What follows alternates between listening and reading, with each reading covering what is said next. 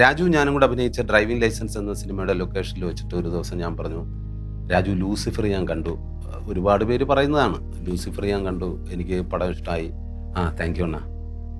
പക്ഷെ ആ പടത്തിൽ ആരും കണ്ടുപിടിക്കാത്ത ഒരു മിസ്റ്റേക്ക്, ഒരു കുറവ് ഞാനത് കണ്ടുപിടിച്ചു, ഞാൻ റിയലൈസ് ചെയ്തു.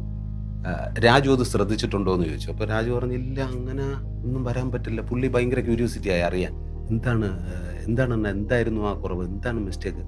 ഞാൻ പറഞ്ഞു വേറൊന്നുമില്ല, ലൂസിഫർ എന്ന പടത്തിൽ ഞാനില്ല എന്നുള്ളത് ഒരു വലിയ കുറവായിരുന്നു. അതെനിക്ക് നന്നായിട്ട് ഫീൽ ചെയ്തു.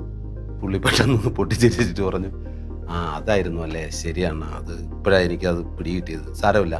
ഞാൻ പറഞ്ഞു, ഇതിൻ്റെ സെക്കൻഡ് പാർട്ടുണ്ടല്ലോ എമ്പുരാൻ, അപ്പോൾ എമ്പുരാനിൽ ആ കുറവ് ഉറപ്പായിട്ടും രാജു നികത്തിയിരിക്കണം. അപ്പോൾ എന്നോട് പറഞ്ഞു, തീർച്ചയായിട്ടും ഞാൻ ആ കുറവ് നികത്തിയിരിക്കും. ഞാൻ പറഞ്ഞില്ല, എൻ്റെ പ്രശ്നമല്ല, ആരാധകർ ചിലപ്പോൾ എന്തെങ്കിലും വിഷയമുണ്ട്, എല്ലാം ഞാൻ ഏറ്റു എന്ന് അന്ന് പറഞ്ഞു. കുറേ നാളിന് ശേഷം എനിക്കൊരു ഫോൺ കോൾ വന്നു, എന്നാൽ മറ്റേ ആ കുറവ് ഞാൻ ഇതിലങ്ങ് നികത്തുകയാണ്. അങ്ങനെ ആ കുറവ് എമ്പുരാനിൽ അദ്ദേഹം നികത്തി. കഥാപാത്രത്തിൻ്റെ പേര് സജനചന്ദ്രൻ എന്നാണ്. കേരള രാഷ്ട്രീയത്തിൽ കാര്യമായ ഇടപെടലുകൾ നടത്തുന്ന ഒരു രാഷ്ട്രീയ നേതാവാണ്. വരുന്ന മാർച്ച് 27 എമ്പുരാൻ തിയേറ്ററുകളിലേക്ക് എത്തുകയാണ്. 27 മുതൽ എമ്പുരാൻ സംസാരിക്കട്ടെ.